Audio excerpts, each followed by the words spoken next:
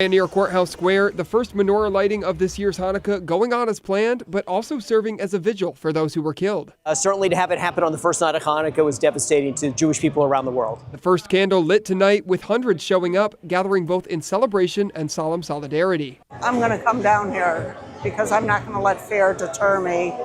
And, you know, this is the holiday of light and peace, and I'm here to celebrate, you know, the holiday, and I won't be deterred by anti-Semitism. People showing up here tonight sends the message that we're not going away, we're not hiding, we are here, we have the right to be safe, we want to feel safe, and we want to make sure that our community leaders also understand the Jewish community is here and to help keep us safe. Jake Holter, KGW News. Tonight's menorah lighting is taking place in just about 30 minutes at the square. We have a crew there, and we'll bring you the latest tonight at 11. Police have released new cell phone video showing a person they believe may be connected to Saturday's shooting at Brown University in Providence, Rhode Island. 2 students are dead and 9 others are hurt. The footage shows a person walking alone, dressed in black, shortly after the attack. Officials confirmed a different initial person of interest has been cleared. In response to the shooting, Brown University canceled all remaining classes and exams for the semester. And the Justice Department arrested 4 people connected to an alleged New Year's Eve bombing plot in Los Angeles. Officials say the suspects linked to the Turtle Island Liberation Front, that's an activist group some agencies describe as far left, planned to plant backpacks with explosives at multiple locations. This is video of the alleged preparation site in the Mojave Desert. The suspects now face federal charges. There is a growing memorial near Rob Reiner's star on the Hollywood Walk of Fame. This after the icon and his wife, Michelle, were found dead inside their Los Angeles home yesterday. NBC's Jay Gray has the latest on the tragedy. A day after the stabbing deaths of Rob and Michelle Reiner, Los Angeles police now say it was the couple's son, Nick, who murdered his parents inside their Brentwood mansion. They worked throughout the night on this case and were able to take into custody Nick Reiner, a suspect in this case. He was subsequently booked for murder and is being held on $4 million bail. The 32-year-old has talked openly about struggles with homelessness and addiction and was a co-writer on the screenplay for Being Charlie, a 2015 movie loosely based on his life and directed by his father.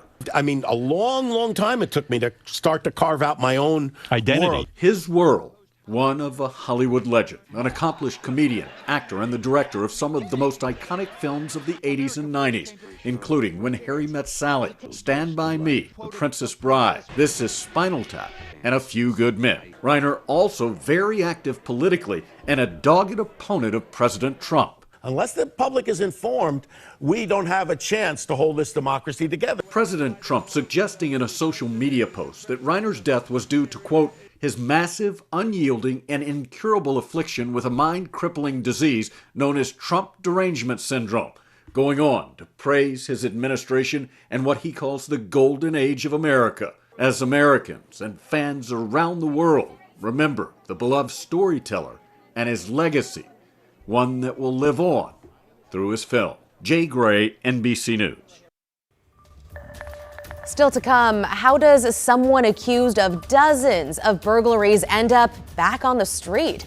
KGW investigates what went wrong. Plus, meet the Boise coach that ran 25 marathons, all to help kids get the chance to play sports. Stay with us. We'll be right back.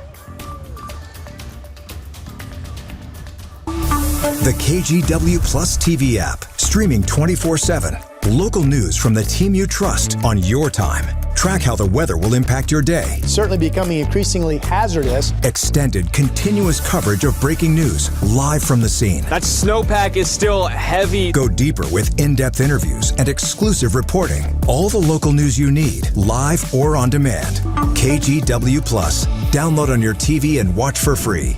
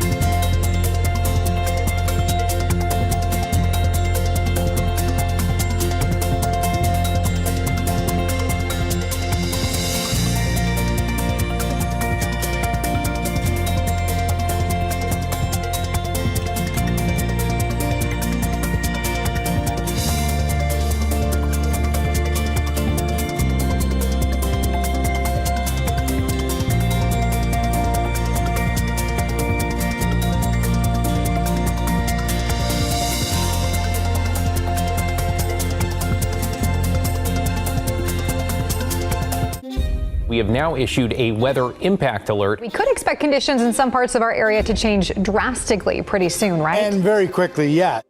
This is significant rainfall coming our way. You'll definitely want to be extra cautious. Certainly becoming increasingly hazardous. We've got the potential for some tree limbs or even trees or power lines to come down. Of course, when you hear thunder, it's always best to take cover.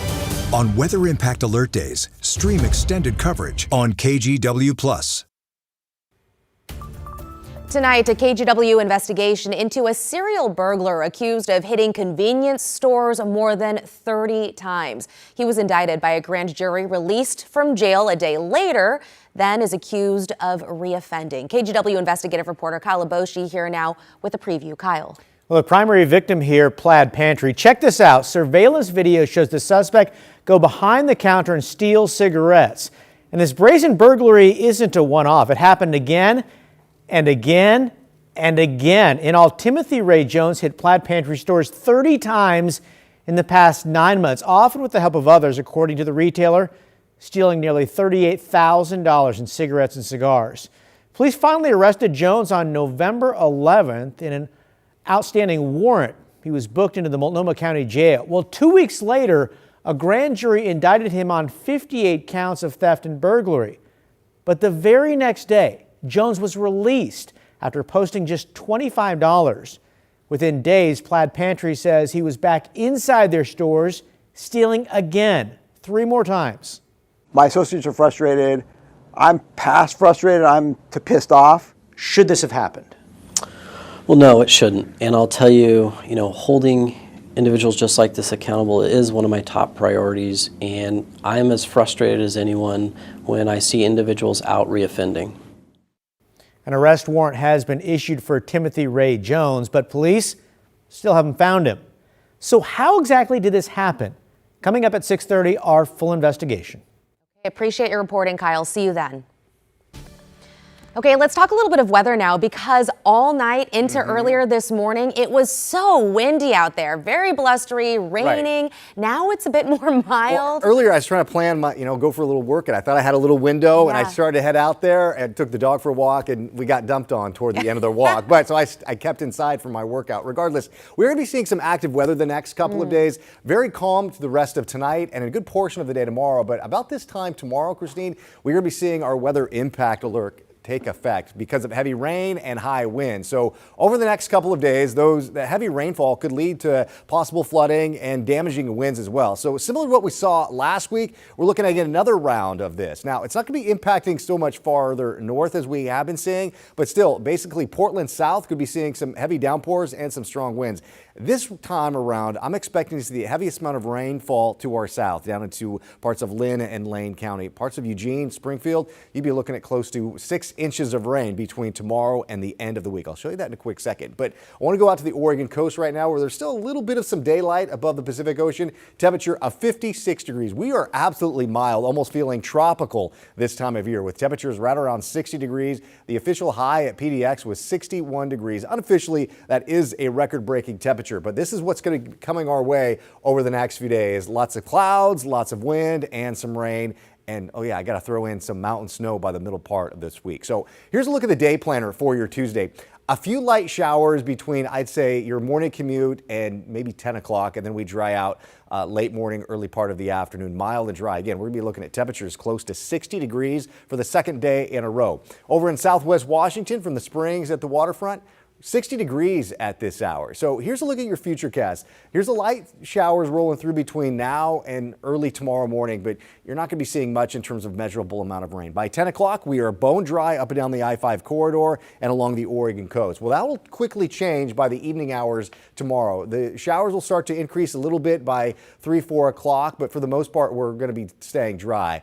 This is why we have that weather impact alert for late tomorrow through Friday. Heavy rain moving in, yellows and reds by, I'd say, just before midnight tomorrow. And that carries over into Wednesday. Wednesday looks to be more spotty showers here and there. Maybe some sun breaks, maybe some thunderstorms could roll through. But you'll notice the snow is going to be piling up from Wednesday and beyond. And then we see another round of heavier rain by Thursday. This is going to be kind of more of that atmospheric river that I was telling you that could be pushing in a rainfall rainfall amounts close to 6 inches of rain to Eugene south. You can kind of see evidence of that with the yellows and oranges well south of us. Meanwhile, Portland north will just be seeing some scattered showers. So the snow levels will start to drop over the next couple of days. And here's kind of a map that shows where the snow levels are. Timberline Lodge, 6,000 feet. Government Camp, 4,000 feet. The Coast Range is right around 1,500 feet, and the West Hills is 1,000 feet. You're not going to be impacted throughout the Coast Range, but you will be impacted throughout the Oregon Cascades. We also have that flood watch that will be in place from late Wednesday and into Thursday. So if you're driving over the mountain passes, yeah, the snow level, these numbers are going to blow you away here, coming up to maybe anywhere from 2.5 to 3 feet of snow by from Wednesday all the way into the end of next weekend. So the rainfall so far this month, well over 5 inches of rain, and we're going to continue to see the rainfall amount just climb over the next couple of days. Basically, rain chances between tomorrow and the end of the weekend are anywhere from 60 to 70%. So it's going to be absolutely wet the next few days. And we're going to continue to see some mild conditions as well. And temperatures tomorrow will be anywhere in the upper 50s, so right around 60 degrees. We have that weather impact alert, Christine, from tomorrow night all the way into Friday because of the high wind, the rain, and the mountain snow as well. Appreciate you keeping on top of it. Thank you, Joe. Still to come here at 5:30, it was the trip of a lifetime for a group of Washington kids. See the excitement as they met jolly old St. Nick. The KGW Plus TV app, streaming 24/7.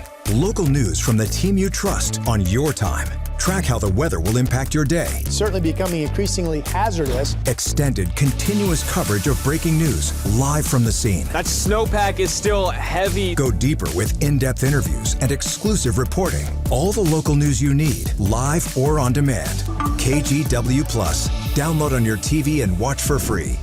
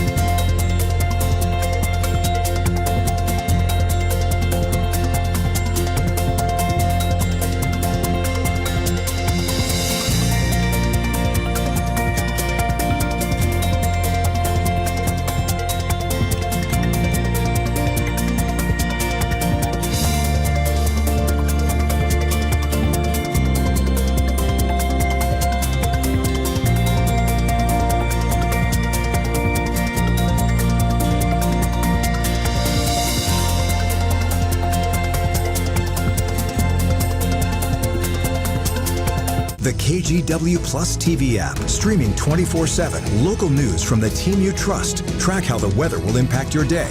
Breaking news live from the scene. All the local news you need. KGW Plus. Download on your TV and watch for free. On Weather Impact Alert Days, stay informed, prepared, and connected with KGW and KGW Plus. Coverage that alerts you to what's coming and how it will impact you. Watch extended weather coverage on KGW Plus. Welcome back. That music means there is still time to donate to the KGW Great Toy Drive. You know what? The toy box is looking a little empty right now, right? That's because volunteers have been busy getting ready for tomorrow's parade of toys. They've been bagging stuff up. That's when all of your donations are delivered to the studio, by the way. But don't worry, it is not too late to give, as we said. If you make a cash donation online, we will do the shopping for you. Just go to kgw.com/toy and click Donate Cash. A huge thank you to everyone who's donated so far. Our community partners and our sponsors, IQ Credit Union, Fred Meyer, Ziply Fiber, and local Toyota dealerships. Since we're talking the holidays, a Portland Christmas tradition returns tonight. Peacock Lane will be open from 6 to 11 p.m. now until New Year's Eve. There will be 2 pedestrian-only nights on December 19th and 20th. The tiny street in Southeast Portland started this Christmas tradition way back in 1932. This year, the Cocoa Booth is free, but they're asking for donations to help pay for supplies and operating costs. A special fantasy flight out of Spokane, Washington carried kids all the way to the North Pole this weekend so they could meet Santa and experience a little holiday magic. Photojournalist Thomas Walters joined the trip to bring us some of that Christmas excitement.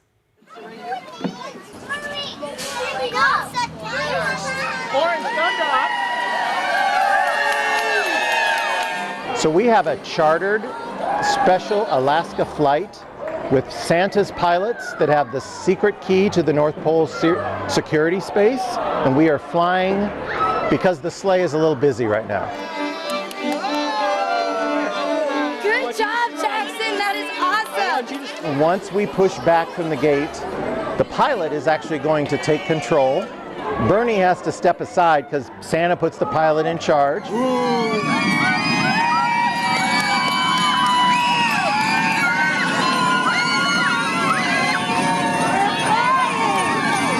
It takes children's magic to get us through the barrier. You know, Alaska has their power. I have the power of magic. Off we fly, to dreams come true, to Spokane goodbye. Up the chimney he rose. Here's my boss. You guys love him.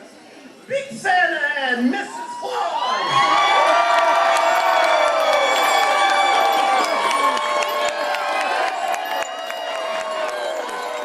I do this because it's in my heart. Children are our future, and memories of a child bring adult positivity. We all need positive in the world today. Start with the child. What makes a good girl? Be brave. Loyalty, kindness, and telling the truth for everything. KGW Plus TV app, streaming 24/7. Local news from the team you trust. Track how the weather will impact your day. Breaking news live from the scene. All the local news you need. KGW Plus. Download on your TV and watch for free.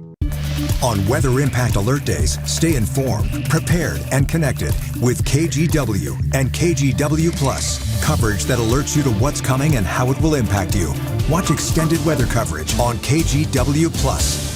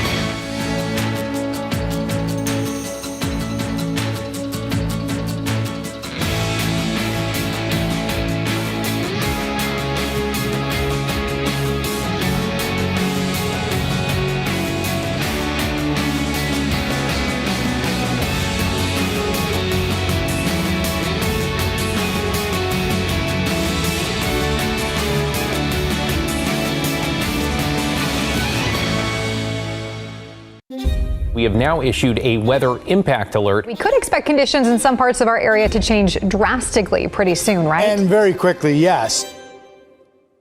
This is significant rainfall coming our way. You'll definitely want to be extra cautious. Certainly becoming increasingly hazardous. We've got the potential for some tree limbs or even trees or power lines to come down. Of course, when you hear thunder, it's always best to take cover. On Weather Impact Alert Days, stream extended coverage on KGW Plus. Welcome back. A Boise coach just finished an extraordinary challenge, 25 marathons in just 1 year. Every mile he ran was part of his mission to raise money to make sure cost isn't the reason a kid sits on the sidelines. Aspen Schumpert has the story. I want to be like him when I grow up. It wasn't a typical Friday at Cynthia Mann Elementary School in Boise. This is like in a nut. While students tackled math problems inside, one determined dad was solving his own equation outside. Well, I'm going to start at 8:45. 130 laps around the school. Today is the culmination of a year-long journey that I set out at the beginning of the year to run 25 marathons to inspire kids. Local youth fitness coach Justin Levine created the nonprofit Inspire Kids at the beginning of the year to raise funds for kids who can't afford to participate in sports. The number one barrier for kids to play sports is cost. And we know the hardship that it can be for other families. And so we want to just bridge that gap. That's what this is for. The Centers for Disease Control and Prevention, or the CDC, says nationally only about 25% of kids get the recommended daily 60 minutes of physical activity. Levine hopes he can inspire kids to be more active. Over the year, he's ran the other 24 marathons across the Treasure Valley. Most of these marathons, I would step out of my doorstep early in the morning.